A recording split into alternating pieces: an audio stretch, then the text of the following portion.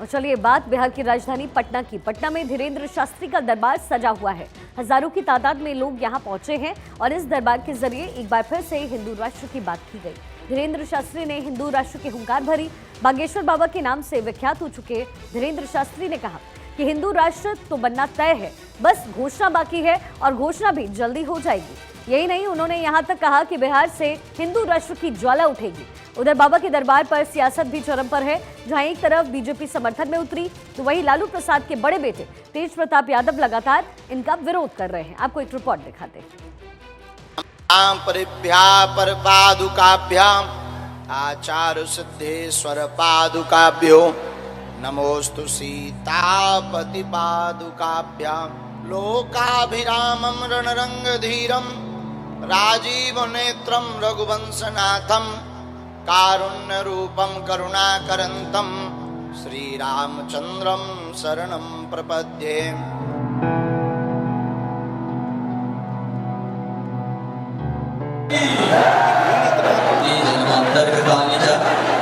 मैया सीता, माता सीता की जन्मभूमि बिहार।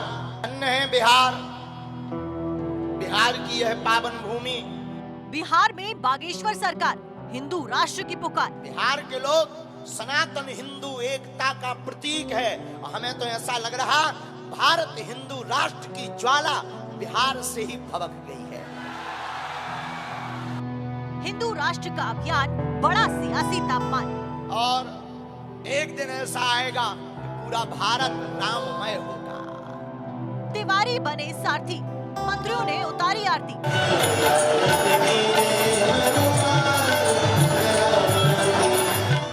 देश की सियासत में इन दिनों हिंदू राष्ट्र का मुद्दा छाया हुआ है और इसमें धार देने के लिए जुटे हुए हैं बागेश्वर धाम के धीरेन्द्र शास्त्री। बिहार में है, 17 मई तक हनुमान कथा सुनाएंगे, दिव्य दरबार लगा रहे हैं। एक बार फिर से हिंदू राष्ट्र वाला दांव चला है। अपने दरबार में हिंदू राष्ट्र को लेकर बोले, बिहार से हिंदू राष्ट्र की ज्वाला उठेगी। और धन्य हैं बिहार के लोग जिन्होंने समूचे भारत वर्ष को बता दिया कि हिंदुओं में अगर एकता हो तो उसका नजारा क्या होता है? अगर सनातनीय हिंदुओं में एकता हो तो उसका नजारा क्या होता है? इसका दर्शन करना है तो आओ कुछ दिन गुजारो बिहार में। बाबा के दरबार में हुजूम उमड़ा। भीषण गर्मी के बावजूद हजारों की संख्या में लोग हाजिरी लगा रहे हैं, बाबा बागेश्वर को सुन रहे हैं। इसी दौरान धीरेन्द्र शास्त्री ने हिंदू प्लान बताया। उन्होंने कहा कि भारत हिंदू राष्ट्र बन चुका है, सिर्फ घोषणा बाकी है। जब तक भारत हिंदू राष्ट्र घोषित नहीं होगा, जब तक राम राज्य की स्थापना नहीं होगी, जब तक जन जन में जागृति नहीं होगी, तब तक हम शांत नहीं बैठेंगे। धीरेन्द्र शास्त्री के बिहार में लगाए गए दरबार पर सियासी बारी आई है। बाबा बागेश्वर के दरबार को लालू यादव के बड़े लाल ने कुछ दिन पहले विरोध का झंडा बुलंद किया। धीरेन्द्र शास्त्री को चुनौती दे डाली थी।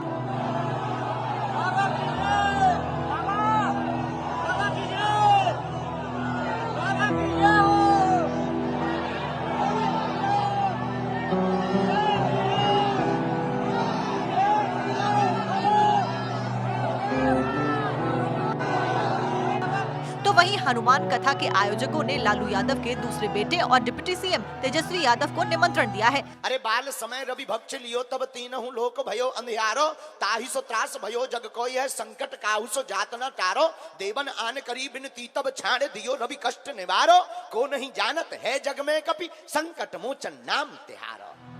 तो बिहार बीजेपी के अध्यक्ष सम्राट चौधरी ने तेजस्वी यादव को दरबार में हाजिरी लगाने की बात कही। जाना चाहिए, बिहार के उप मुख्यमंत्री हैं, तेजस्वी यादव तो बाद में हैं। बिहार के उप मुख्यमंत्री की हैसियत से सबको जाना चाहिए और सबका सम्मान होना चाहिए। बिहार में जिस तरह राष्ट्रीय जनता दल ने विरोध किया, ये दुर्भाग्य और लगातार विरोध करने का काम राष्ट्रीय जनता दल कर रही है। ये दुर्भाग्यपूर्ण डिसीजन होगा राष्ट्रीय जनता दल।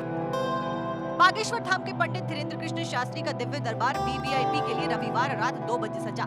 आम लोगों की दिव्य दरबार में एंट्री नहीं थी, केवल वीवीआईपी और खास लोग ही दिव्य दरबार में शामिल हुए। इसका एक वीडियो सामने आया है जिसमें पंडित धीरेन्द्र शास्त्री सोफे पर बैठे हैं। उनके पास ही पर्ची वाली ट्रे रखी है।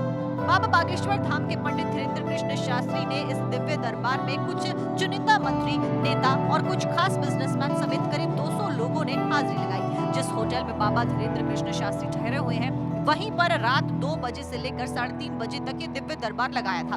उसमें लोगों की पर्ची भी निकाली गई और भभूति भी बांटी गई। साथ ही जो समस्या थी उसका समाधान बताया। जानकी शोक नाशनम कपीश मोक्ष हंतारम वंदे लंका भयंकरम।